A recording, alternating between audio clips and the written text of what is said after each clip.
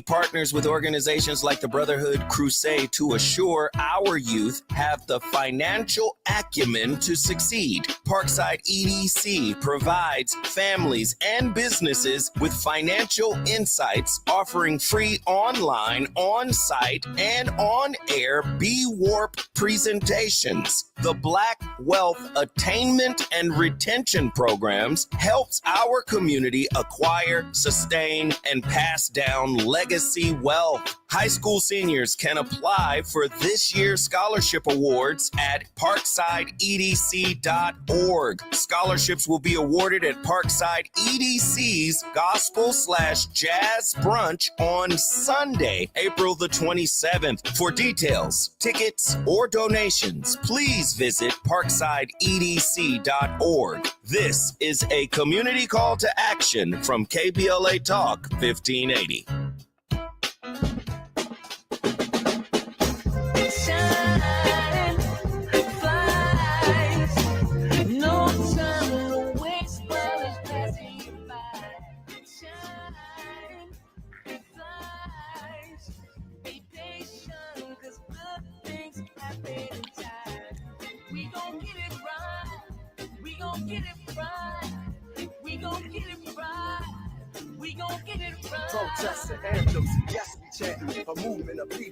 You're listening to A More Perfect Union on KBLA Talk 1580. I'm Dr. Nii-Quartelai Corte, your host and chief White House correspondent. I'm in touch, and so you be in touch. Follow me on all the social media platforms at Dr. Nii-Quartelai. Just type in Dr. Nii-Q, DRNIIQ, and there I am on all the platforms, fresh for you to follow. Now, it's time for your national news roundup. It's time for a little dose of the good, bad, and ugly headlines of the day. You decide which is which. Kicking us off, The Guardian is reporting that the Federal Reserve has cut the U.S. economic growth outlook amid Trump tariffs. No surprise there, at least not to me.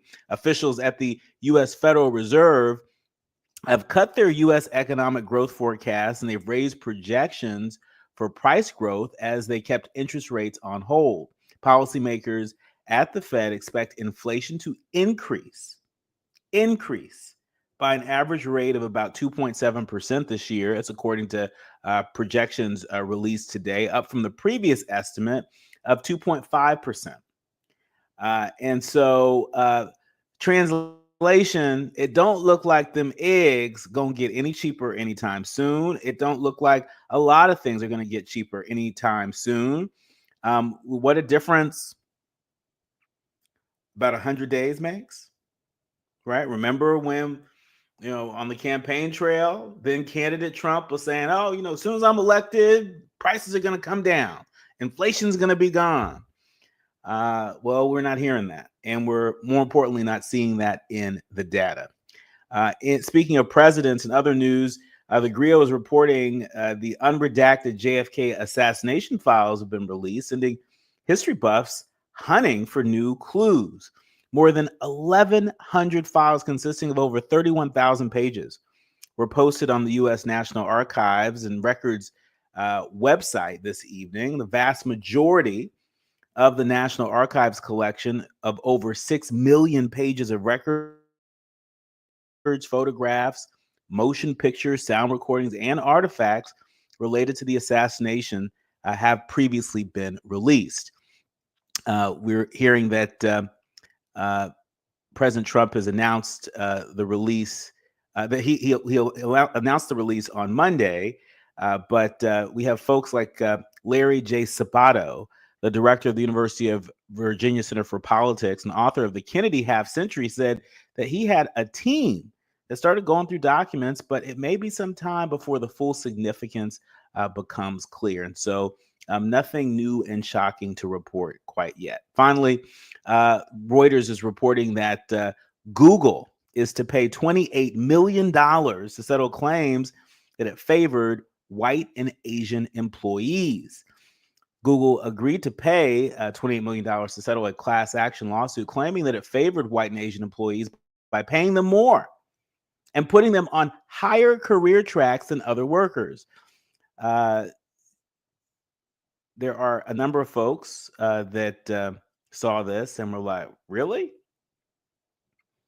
the accord with Google won preliminary approval last week from Judge Charles Adams of Santa Clara County Superior Court in California. He called the settlement fair, reasonable, and a good result for the class of at least 6,632 Google employees in California between February 15, 2018 and December 31st, 2024.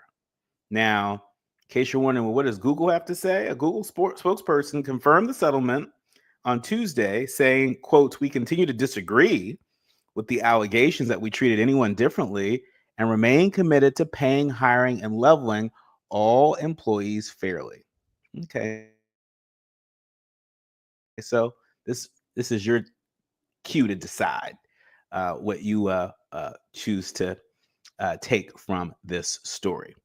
When we come forward, we'll be joined with author Kiana Webb. She's author of a new book called A Glorious Arising, A Journey to the Remembrance of Me. If you really enjoyed the book turned film, Eat, Pray, Love, you're going to really enjoy this version, at least, that centers Black humanity at the heart of this story. More with Kiana Webb when we come forward. You're listening to and streaming A More Perfect Union on KBLA Talk 1580.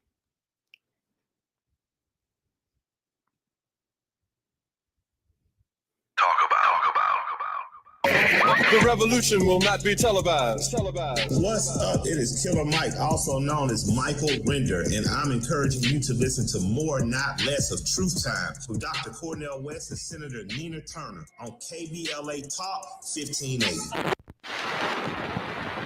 Oh, could this vintage store be any cuter? Right? And the best part, they accept Discover. Accept Discover? In a little place like this? I don't think so, Jennifer. Oh, yeah, huh? Discover's accepted where I like to shop. Come on, baby, get with the times. Right. So we shouldn't get the parachute pants? These are making a comeback. I think. Discover is accepted at 99% of places that take credit cards nationwide. Based on the February 2024 Nielsen report. Can your pad absorb everything and stay fresh?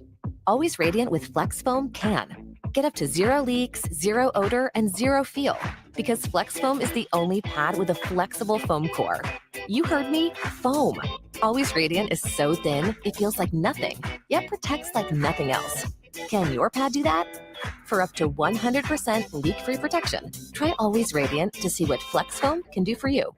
KBLA Talk 1580. We've got a lot to talk about. KBLA Talk 1580, connecting you with services and solutions. The Autopsy Initiative provides a second autopsy free of charge for victims' families who have lost their loved ones due to a police-related death. The services offered through the initiative include the completion of a second autopsy, disclosure of preliminary findings, and a final autopsy report.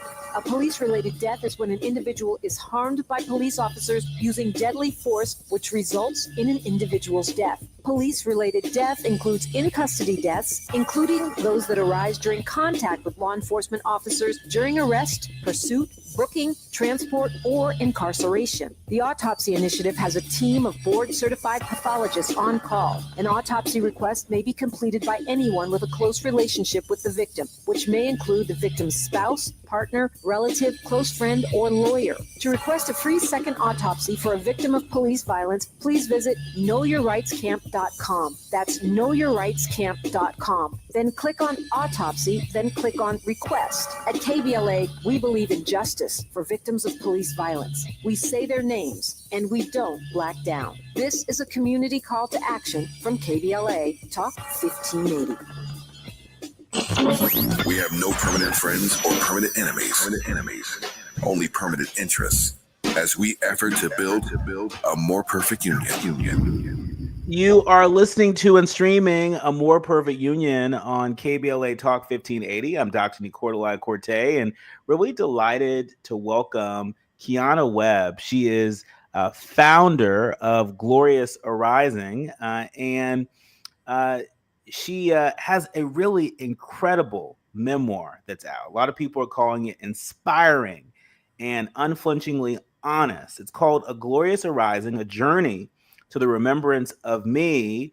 Kiana shares how her spiritual awakening reintegrated a splintered 5-year-old into a woman of substance and purpose. Welcome to the show, Kiana. Thank you. Such an honor to be here.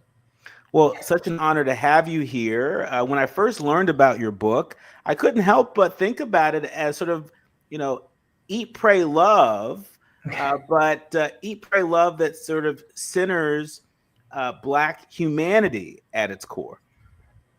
Thank you. That's a huge honor because it's a wonderful book, Eat, Pray, Love. Yeah. And so tell us about what inspired you to write this book and publish this book now. Well, one, it was timely. I think that so many of us, especially African Americans, walk through life and we are suffering and hiding our pain. And while we talk about getting help, there's something very different than actually doing it. And my dad used to tell me, if you really want it, you have to go out and get it for yourself. And so getting the help that I needed so I didn't feel sad and depressed and as if all of the accomplishments, which were quite many, were never enough because I couldn't see it in myself that I was enough. And so that was the impetus, a lot of things, marriage that was ending, children that didn't seem able to smile or happy or connected. And I was staring at my life saying, if I really wanted to see the change in them, I needed to be the change for myself. And then the timing, it was incredible. It was impeccable, really. I had a friend who is a published author, and he said, I want you to meet my publisher because she's going to love you and you are going to write this book. And within 9 months, we had completed the story, and 3 months later, it was published.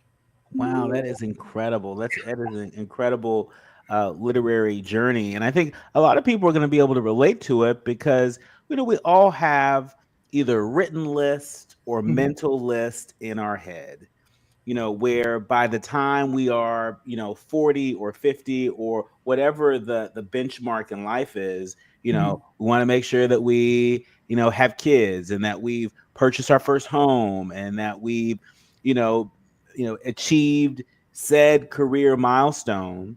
And what I found is sometimes when we obsess over those things, it really pulls our focus from what's happening on the inside, right? And to the point where we get really good at making ourselves busy, really good at making ourselves busy at the expense, of being gentle with ourselves and putting ourselves in places and connecting with people that help us to evolve. Was that also happening to you? Well, absolutely. But I would say that the busyness helped me not to. It was a conditioned expectation to stay busy, but it also was very comfortable. It was comfortable to be a victim and a perpetrator of my life. It was comfortable to blame everybody else. It was comfortable not to take responsibility for myself. It was comfortable to stay busy so I didn't have to feel. It was comfortable to be uncomfortable. And I got to a point that if I was already uncomfortable, let me be uncomfortable finding the glory and the beauty of being me as opposed to staying in the suffering. Because I was really good at that. I mean, speaking of the suffering, how do you draw a distinction between unhealthy habits that we all have, that at times may get to some sort of extreme, unhealthy habits, versus being functionally depressed? Because there are a lot of people out there, that, will say, oh, I just feel some kind of way. And some may say, I feel some kind of way more days out of the week than not. And short of getting any sort of professional help, may never even think that these may be symptoms of depression in some form. So I find a lot of things happen in the body, in the somatic, right? If you're holding yourself tense, if you find yourself short of breath, any trigger of an emotion that comes up, anger, frustration, bitterness, they're all telling you something very distinctive about your life that you want it to change or shift. And we're not taught to listen. We're not taught to listen to those things that are within us. So it's not about well-doing. The term is well-being. And the beingness of you is only in an outcome of what you do. But we create goals based upon an outcome and then force our being to achieve them. Well, it's out of alignment. So when you start to uncover all the things that you flourish in and you shine in, and the way that you would choose to do them, not controlled or limited by someone else's expectations, allowing yourself to find what that is for you, you're way more successful. Your time management is extraordinary. You have more space for the beingness of you to learn to really love yourself. And therefore, your expansiveness of love extends to others. But, I find that unconditional love is a term that we hear a lot. Self-empowerment is a term that we hear a lot.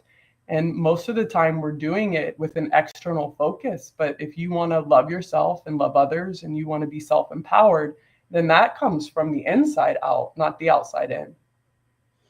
Kiana, talk to us about that transition from, unhealthy habits and that resistance to facing your greatest fears. Talk to us about how you evolve from that sort of slowly, particularly in community, right? I'm sure there are a lot of people that knew you, when your self-esteem wasn't so high, right? And now that you have been committed to doing the work each and every day, this book is a testament to that. Your self-esteem, is higher. You're vibrating energy higher, right? And sometimes people that we're in community with, friends, families, and even foes, don't really like that all that much. And so talk to us about this journey that you've taken in community specifically. Okay. So I'll talk about it in my family.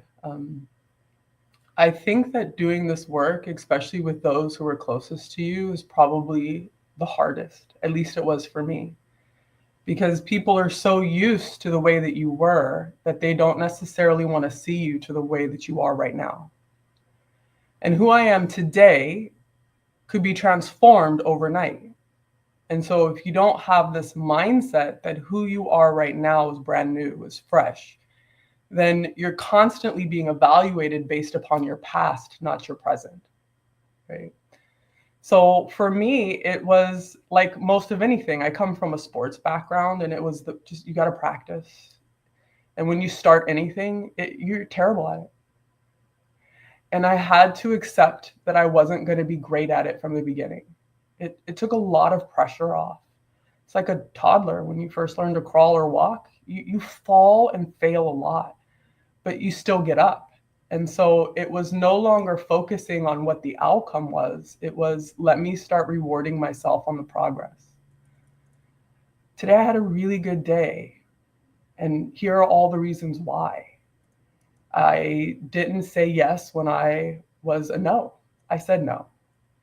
Or I didn't say no when I was a yes. I said yes.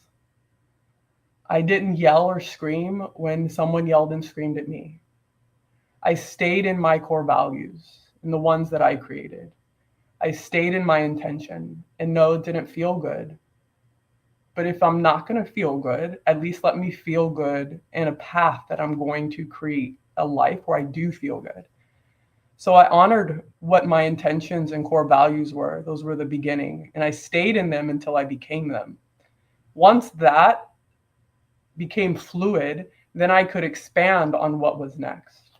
And the biggest one for me was unconditional love, which I have to tell you, it's been 11 years and I'm still finding places that I don't love myself. Wow. I mean, it's crazy how much we walk through life not living life as if we deserve love for no other reason than being ourselves. I don't have to do anything. I don't have to prove it. I don't have to earn it. But most of us walk through life trying to prove our love, prove our worth, or earn it. I'll be worthy when I get that job, or I'll be worthy when I get somewhere, or I'll be worth something when I have this amount of money, or I'll be worth something when I'm married, right? As opposed to, no, love is what it is. There is no expectations, conditions on love. It's just period. So everywhere that you discover that you need to prove or earn or have an expectation of what love is for yourself and for others, then that's another way to dive into how to expand that love to just be it. Because who you are is so deserving of love, just being you. What's the one thing that you have? What's the one thing about yourself that you have fallen in love with? And what lesson would you offer to our leaders, learners, and listeners who are still struggling to fall in love with that thing about themselves? Well, I'm 6'2", so I'm statuesque. I stand taller than most human beings, and I have a presence, and I'm usually quiet. I'm a Capricorn, so once you get to know me, I talk a lot. But when I walk into a crowd, I'm pretty reserved. And I used to think that nobody could see me. I know, don't ask me. The truth is, I couldn't see me.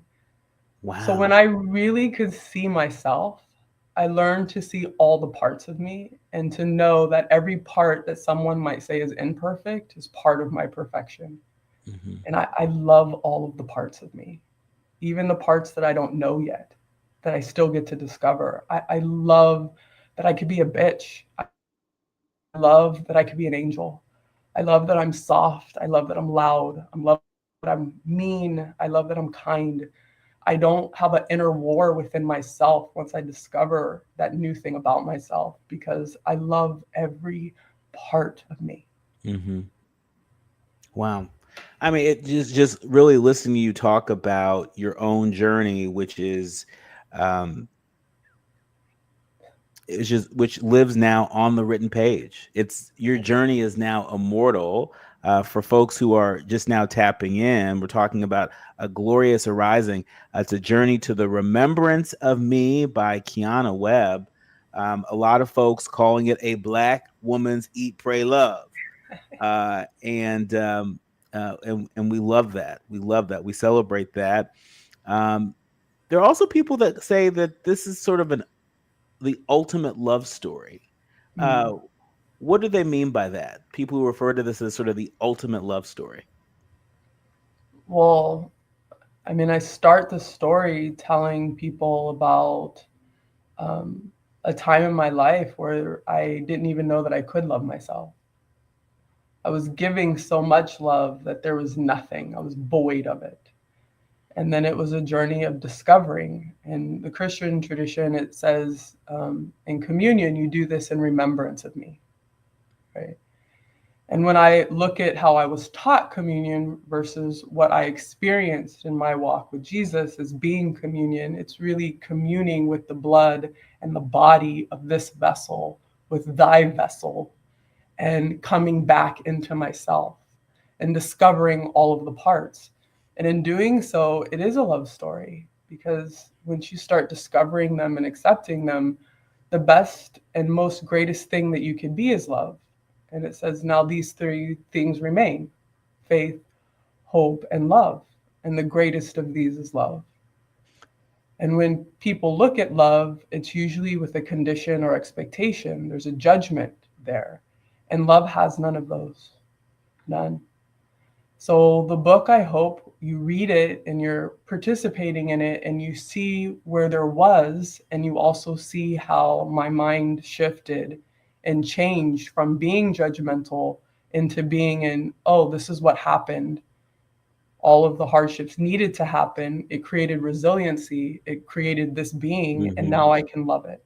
I can love her. Kiana, in about a minute, I want to ask you, I should say in our remaining minute, I want to ask you about what advice you would offer to, for example, the 92% of Black women who turned out in this election. They supported a candidate that didn't win. And, feel the repercussions of that in a very, very personal way in terms of life and career and hope. It seems to me that your book has a medicinal value to the reader, particularly in a time such as this. What's your advice to particularly other Black women out there who may not even know that they need to take a read at your book? I would say that none of this we're in control of. Surrendering this thought and the illusion of control is very helpful, because all of a sudden you know that you are resilient. Black women, in my opinion, are some of the most resilient human beings on the face of this earth. You know that we're going to thrive in this. Stop worrying about what we aren't and own who we are. We are extraordinary, loving human beings that have the ability to create a way out of no way, to overcome 400 years of slavery, and to be in a position where we are thriving and successful. So don't let one person ruin your life. Love yourself and thrive. You're incredible. Our thanks to Kiana Webb, the author of a book that you should go out and get. Run, Don't Walk, to get A Glorious Arising, A Journey to the Remembrance of Me by Kiana Webb. It is being called A Black Woman's Eat, Pray, Love. It is a love story in the tradition of Whitney Elizabeth Houston, who sang Greatest Love of All. She said, to love yourself. That is the greatest love of all. And that journey is on the page. Kiana's journey is on the page. Check it out. Our thanks to you for joining us. Please come back again soon. Thank you so much for having me. I'm so grateful. This was lovely. Absolutely. You're easy to talk to. Well, you're easy to talk to, and you're lovely. And tell your lovely brother Kareem I say hello. I will. You've been listening to and streaming A More Perfect Union on KBLA Talk 1580. When we come forward, we'll be in conversation with the one and only CJ Charles. If you're looking to be engaged, enlightened, and empowered about issues related to national politics, elections, identity, culture change, and social justice, you tuned into the right place. A More Perfect Union continues when we come forward.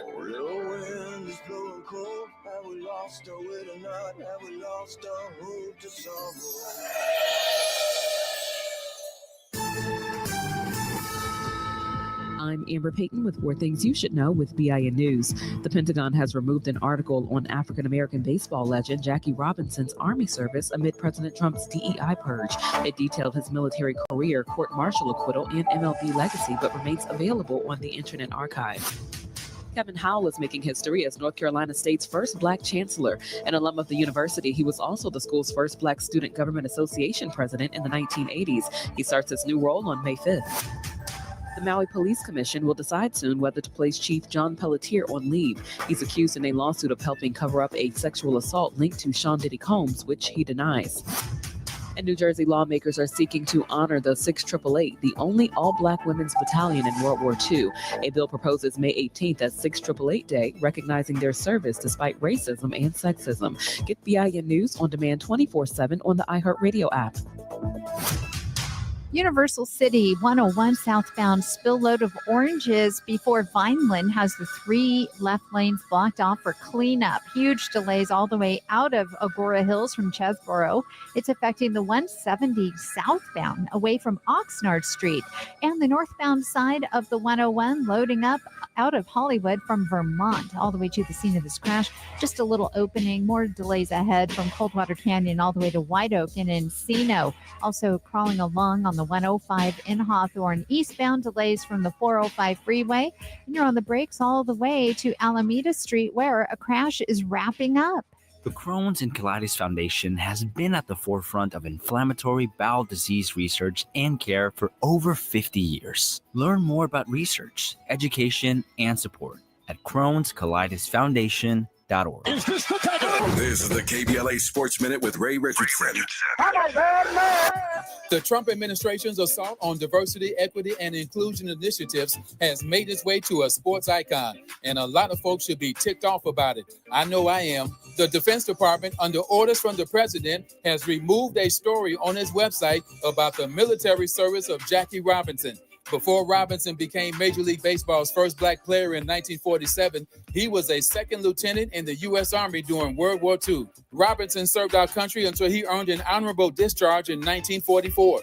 3 years later, he became a fixture in American history when he signed a contract with the Brooklyn Dodgers. Every black person in America and every black politician needs to let the Defense Department know that it is unacceptable to try to erase the legacy of Jackie Robinson, an American hero. No debates, no speculation, just the info you need.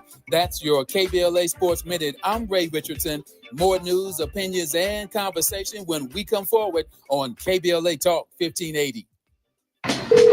At the tone, please record your message. You ready? Drop it! Mr. Tavis Smiley, preach it. Thank you, man. Politics in this country is crazy. You put things in perspective that even I didn't. The right is playing fast and loose with facts and scapegoating everyone under the sun, especially black and brown people. As a white man, I do not agree with this, and I am on my black and brown brothers and sisters' side. Fight the good fight. You know that I am part of the resistance. Let's fight the power. Our freedom of speech is freedom of death. We got to fight the powers that be. KBLA Talk 1580. We've got your black. They say the hardest part of getting something done is getting started. Well, we did that 30 years ago when California first took on the tobacco industry. Now, smoking is down 60%, lung cancer 42%. A couple of our cities have already ended tobacco sales. A California without big tobacco isn't just possible. It's already happening. See our progress at undo.org. KBLA Talk 1580. We've got a lot to talk about. KBLA Talk 1580 reminds you that we keep us safe. Every girl deserves a chance to shine. That's the belief behind Forgiving for Living, Inc. Since 1999, this organization has been empowering at-risk girls ages 13 to 18, helping them overcome behavioral and mental health challenges. Founder Wendy Gladney's personal journey inspired the mission to give girls hope and purpose through the power of forgiveness. Through their ambassador program, workshops, and annual conference, Forgiving for Living has touched over 3,000 young lives, providing mentoring, life skills, training, and tools for building self-esteem and confidence. You can make a difference. Visit forgivingforliving.org to donate, volunteer, become a mentor, or find help for a young girl in need. Forgiving for Living, Inc., building brighter futures for young girls. Visit forgivingforliving.org today. This is a community call to action from KBLA Talk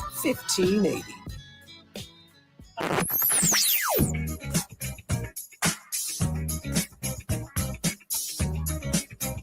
This is KBLA Talk 1580. Talk radio. That's music to your ears. We're unapologetically progressive. KBLA Talk 1580. Hit me! National news of consequence, informed opinion, and analysis beyond the headlines. You're listening to A More Perfect Union on KBLA Talk 1580. You are listening to and streaming A More Perfect Union on KBLA Talk 1580. I'm Dr. Nii-Quartelai Corte, and really honored to welcome CJ Charles, author of My Mother is a Superhero. Yes, for those sir. Of you, yes, that's right. That's right. Yours too. For folks who are a little less familiar, CJ Charles is a native of Los Angeles and a proud kid of the 80s and 90s. Whoop, whoop. She's a bilingual children's author. She's a high school Spanish teacher, a toy and game inventor. Dare I say she's a Renaissance woman? Hey, CJ. How you doing? Thank you so much for having me. I appreciate it. I'm well. How are you doing? Always good. I can't complain. Always good. Well, I talk to a lot of folks, Yes. across the country, done a lot of interviews. Yes. I have never talked to a children's book author, Yes. specifically a bilingual children's book author. Is there a large community of bilingual children's book authors? There are, but they don't always look like me or you. But yes, there is a good community. So Black bilingual children's authors are a little different from traditionally, God, I hate to say the word traditional, what people would assume a bilingual person looks like authors, I guess I should say. Wow. And what inspired you to lean in to say, you know what, even though I don't see a lot of people who may look like me or may speak the languages that I speak and want to tell the stories I want to tell, Yes. sign me up. Well, actually, God told me. God put me in this position many years ago. So it really isn't a me thing. It's not a CJ thing. It's more of a spiritual universal thing. We are African American from Los Angeles. And when I was younger, I happened to have the lady who looked after me was Spanish only speaking. I'm still surprised my mother let her watch me because I know how my mama is. But she definitely, they vibed on a mom tip and she watched me for 3 years. So as I was developing regular language skills, you know, as a 1, 2, 3, 4-year-old, I had all these great Spanish inputs and it just became a theme of my life. So yeah, nothing too wild. I mean, just as I hear that, I'm thinking about one of my really, really dear friends, Eugene. Mhm. And I think Eugene would appreciate me bringing this up. So Eugene and Tasha, you know, their oldest son attends a Spanish language immersion school in LA. I love it. And so last time I saw a little man, I was shocked that, you know, he is fairly fluent in both English and Spanish, right? Absolutely. He may be a little shy when he speaks in Spanish, Yes. but, you know, he is conversational in it. I was blown away. Yeah. Yes. I tell everyone, put their child in a dual immersion program. Doesn't matter Spanish, Korean, Japanese, it doesn't matter. Put them in the schools and you will be amazed within a year how much progress they make and how it changes their life for the better. I can't speak highly enough of dual immersion programs. That's where it's at. That's where the future is. People got to get on board with this. It's not just math and STEM activities, but it's language learning. And it'll give you your whole life as it's given me mine.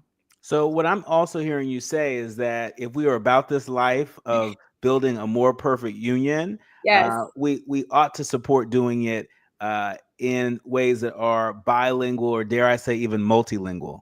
Multilingual is the way to go. You don't have to be perfect in every language, but you should be able to express yourself well enough to be heard in more than one language. Because the US, English isn't our official language. We don't have one. And so there's no reason. I know people Well, some say. Well, times are changing by the minute, huh? Just saying. Once Man. upon a time. Man, well, as of yesterday, how about this? As of yesterday, English wasn't our official language.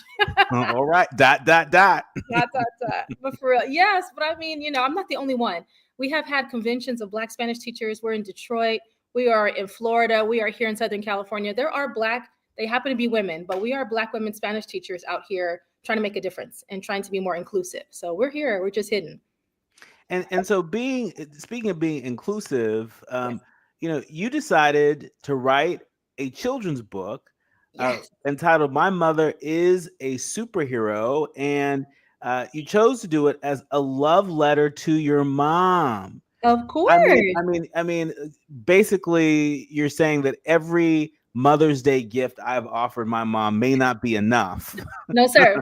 Until she has her own book, you have failed her as a son. Oh my goodness! You Don't have give her failed. any ideas. She's listening. She's listening right now. Hi. Hello, Mom. Mrs. Courtney. Yeah. So no. Okay. So this started off as a grad project. I was in grad school, and we had I was taking educational courses. Obviously, I'm a teacher, and we had one course about writing in general, writing and reading in general. And one of our lessons was to outline a children's book. And so that's really how it began about 12 years ago. It took me about 8 years to commit to something that I wanted to put out. Because it's, you know, it's living. Like you write a little bit, you go back, you put it away, you bring it back out. But during COVID, I had some free time, as you know, and I got it. You know, I finished the thing, and it's been it's kind of taken on a life of its own. It started off as just something to my mother, and now it resonates with mothers across the miles, and so it's been a beautiful experience. Now, it's clear that your mom is a main character in the book, but talk to us about some of the other characters that you debut in this children's book. So in the original book, My Mother's a Superhero, our main character is Justine. She is a first grader who believes that her mom is amazing, from helping her with her homework to knowing how to comb her hair. Exhibit A. So I'm the little girl, right? So I'm the little girl, and my mother Alice is our superhero. And then in book number 2, her teacher is a superhero, and we introduce her class, and we have a very diverse cast, very diverse classroom, and everybody in the book is someone that I really went to school with, or somebody's in my family. So I got some cousins in this book, and then my sister Shayla is our third character in the first book. I gotta say, Shayla, she's probably listening. Oh, wow. So this is really a family affair. Oh, absolutely. You got it. If you're blessed to have the family, you gotta include them in the process, of course. And what was your mom's initial reaction like? Talk to us about, how did you break it to her that, hey, Mom, I'm getting ready to publish my first bilingual children's book. And by the way, it's entitled My Mother's a Superhero, a love letter to you. I think she was surprised that I followed it through. And she was shocked when she saw that when it all came together. It's one thing when you talk about it, but when you actually hand her first copy signed, it makes a difference. So she was teary-eyed and she was emotional. And I think it just validated her experience as a single mother growing up in South Central LA. It validated her choices. And when we go out, she's more of a star than I am. And she's signing autographs and posing for pictures, handing me the camera. And I'm like, oh, okay. This is what you... But if it makes her happy, it makes me happy. So she's very proud. That's awesome. That's awesome. Well, when we come forward, I heard a birdie told me that you were the organizer for the Black Children's Book Week hosted by our friends over at Malik Books. Absolutely. I want to hear all about that, how that come about. Okay. When we come forward, we are talking with CJ Charles, the author of My Mother is a Superhero. You're listening to KBLA Talk 1580. More when we come forward. Striving to make America a nation as good as its promise. This is A More Perfect Union on KBLA Talk 1580. We've got a lot to talk about. This is the story of the one. As a quality technician in a food processing center, she knows that making the right call is the best way to avoid a recall. That's why she trusts Grainger's world-class supply chain to deliver the high-quality supplies she needs to help keep her production line, her equipment, and her customers happy and healthy. Call 1-800-GRAINGER, click Grainger.com, or just stop by. Grainger, for the ones who get it done. You still thinking job change in the new year? Yeah, I need something that's in high demand and more stable in this economy. IT? Yeah, cybersecurity, maybe even AI. That's what I did. Really? How? Went to My Computer Career. You don't need any prior experience, and you could start your new career in a matter of months. A lot of IT pros go to school there, too, to level up. Sweet. Are classes online or on campus? Both. Wow, I'll check it out. Thanks. Make this your year. Take the free career evaluation now at mycomputercareer.edu. Financial aid is available for qualified students. KBLA Talk 1580. We've got a lot to talk about. KBLA Talk 1580, connecting you with services and solutions. Worried about eviction? You have rights, and Stay Housed LA can help. Stay Housed LA is a partnership between LA County, the City of Los Angeles, and local service providers. From Lancaster to Long Beach, we're here to help you with tenant education workshops, legal clinics, free legal services for eligible tenants, and online resources about tenant protection laws. Don't face eviction alone. Call our hotline at 1-888-694-0040. That's 1-888-694-0040. Or visit stayhousedla.org. Stay Housed LA, keeping Los Angeles residents in their homes. Stay Housed LA, your rights, your home, our community. This is a community call to action from KBLA Talk 1580.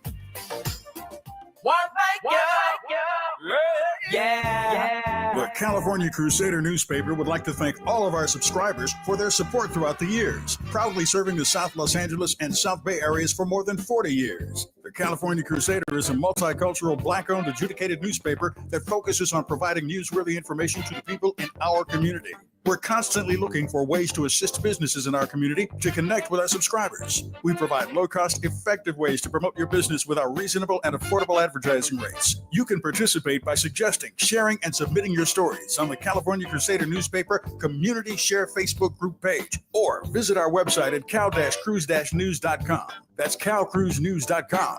Then click on the Submit Now button located on the top right corner of the homepage, or text CCN to 42828. Again, text CCN to 42828. The California Crusader newspaper, working together to build a better community for our future. Subscribe today. Notable journalists, industry leaders, lawmakers, change makers, tastemakers, and you. Working to build a more perfect union on KBLA Talk 1580. You are listening to and streaming A More Perfect Union on KBLA Talk 1580. And I'm really enjoying this conversation with CJ Charles, who is the author of My Mother is a Superhero. And so be sure to go out and check that out. CJ is a native of Los Angeles, and in addition to being a bilingual children's author, the first that I've ever had a chance to interview, she's a high school Spanish teacher and a toy and game inventor. What toys and games are you inventing? We have our plush doll that goes with our book. This is Justine, and she's doing pretty good right now. So we're in like 6 stores, and she's killing it. This is her baby. I invented her. So for the people who are streaming us live on YouTube and other platforms, you actually can see Justine, the Justine doll that looks absolutely adorable. Thank you, Fran. We appreciate it. Yeah, she's been out this year. It took us about 2 years from a concept and idea to actually having a doll in our hand, but it was 2 years worth the wait because she's really cute. She's a 12-inch plush, and she's based on the character Justine from My Mother's a Superhero. So and where can people go to pick up this Justine doll? If you're interested in Justine, she's on our website. So www.mymotherisaSuperhero.com. And she's there. That's easy to remember. mymothersasuperhero.com. So you can pick up the book. Yes, sir. Including the character Justine, and you can also pick up the doll of Justine. Yes. Making it really easy for us to do that. We don't hear lots of stories of folks coming out of South LA that are really creating their own lane the way that you have, right? As a bilingual children's book author, and also as a toy and game inventor. Aside from just the exposure that your single mom made sure that you had, what else inspired you to color outside the lines? Well, one, you have to create what you don't see. Right. There were very few Black dolls when I'm a little old, but when I was younger in the 80s and 90s, you ain't that old, CJ, because that means I'm old, and I know I ain't old, and so we ain't doing that. Okay. Well, when I was younger, there wasn't as many Black dolls, and there certainly aren't Black plush dolls. And so people kept asking me, do you have a doll? The character is so cute in the book. Do you have a doll? And at first I was like, no. The first 3 years I said, no, we don't. And when I realized that the market was asking for a Black plush doll, that's when I decided to create what people were asking for. And you got to color outside the lines. Our kids deserve cute dolls. They deserve cute book characters. They deserve cute cartoon characters. You got to create what you don't see. And there's so much creativity in the hood. And when people hear that I'm from South Central Los Angeles, they always think I'm joking. And I'm like, no, there are intelligent, articulate, creative, hardworking people in the hood. Don't get it twisted. But we just, we're hidden, but we coming out. Well, look, Kendrick Lamar said sometimes you got to pop out and show. Right? Sometimes. So, we certainly endorse that. I mean, part of what I'm also hearing from your story is you have to listen to what is it that people want, right? Because I think sometimes when we're creating things, we may create things that we desire, and there's nothing wrong with that, right? But sometimes there's a mismatch between, the thing that we might desire or the thing that we might think is missing without doing our research. And data comes in a whole lot of different ways, right? There's quantitative data, but there's also qualitative data. There's those conversations, it's interviews, it's, reading periodicals, it's all sorts of things. Talk to us about your process in terms of understanding the environment, understanding the industry and the marketplace before you wrote these books, before you created these toys and games? So excellent question. I can't highlight that question enough.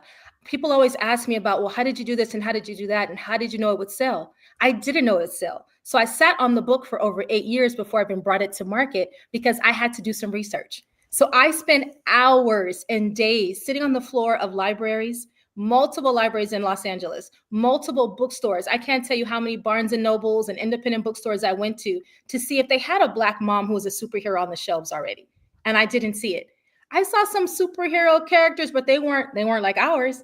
They weren't a Black mom who spoke English and Spanish, who lived who was amazing.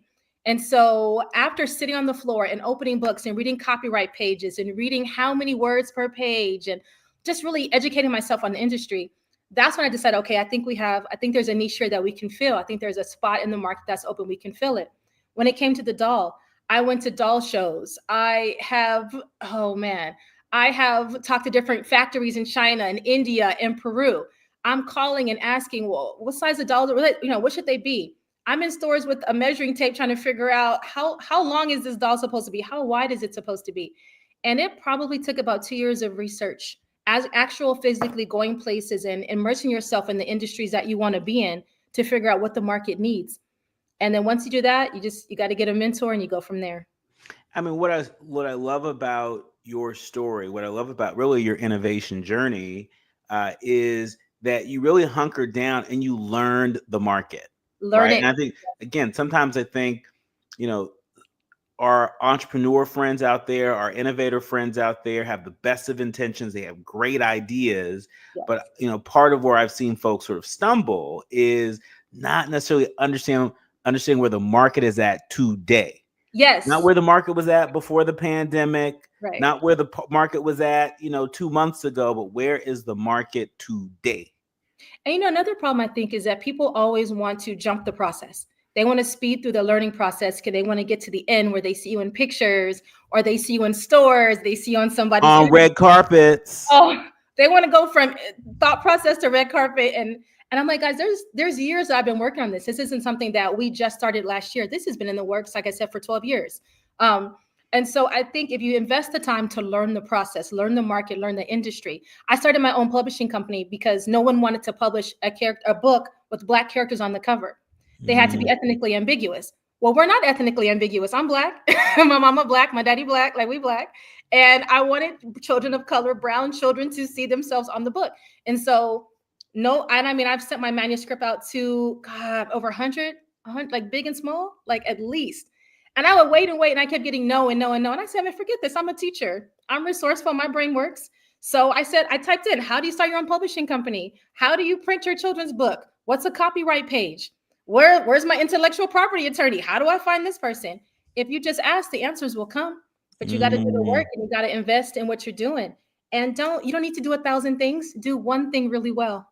That's everybody, right. They always want to have like 5 different products. No. Have the one and make sure that one is selling. And your audience will tell you what's your next product that's going to come out. That's right.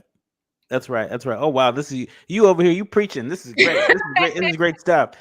In our remaining minutes with you, CJ, I would be remiss if I didn't talk about the Black Children's Book Week that you hosted along with our friends over at Malik Books in LA. Shout out to Malik Books. Yes. Black authors matter. Black bookstores matter. And if you agree and you're in LA, you may want to check out Malik Books. Online, you may want to check out Mahogany Books, but talk to us about Black Children Book Week. What inspired you to launch that along with Malik Books?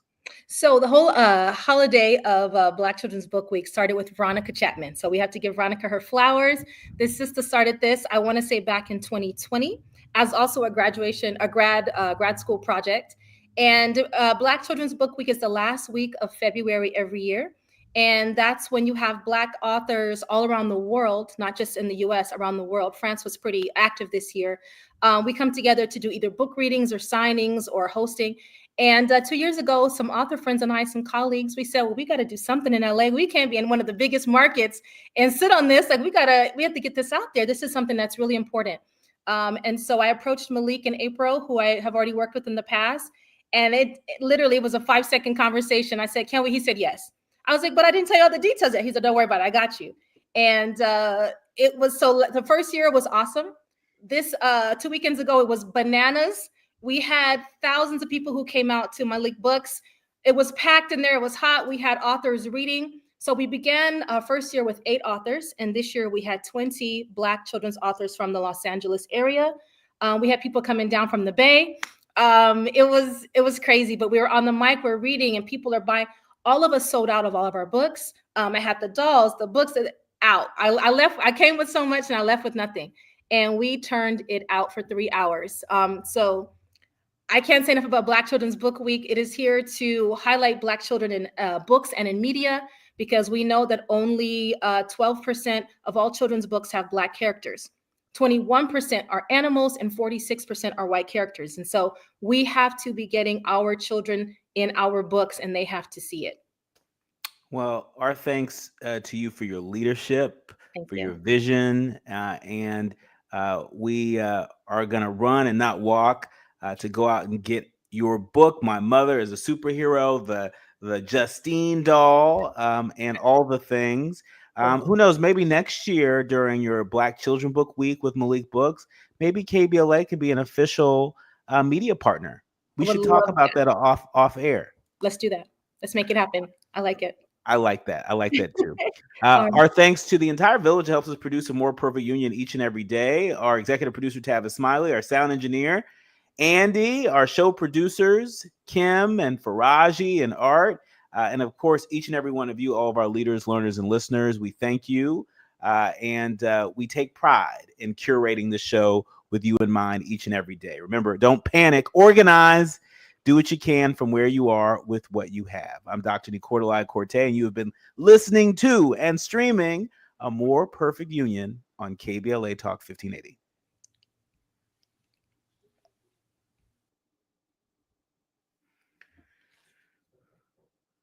And suggest the board take a loan. Rikers Island is unlikely to close by its 2027 deadline per the Independent Rikers Commission. The report, commissioned by Black City Council Speaker Adrian Adams, urges the mayor to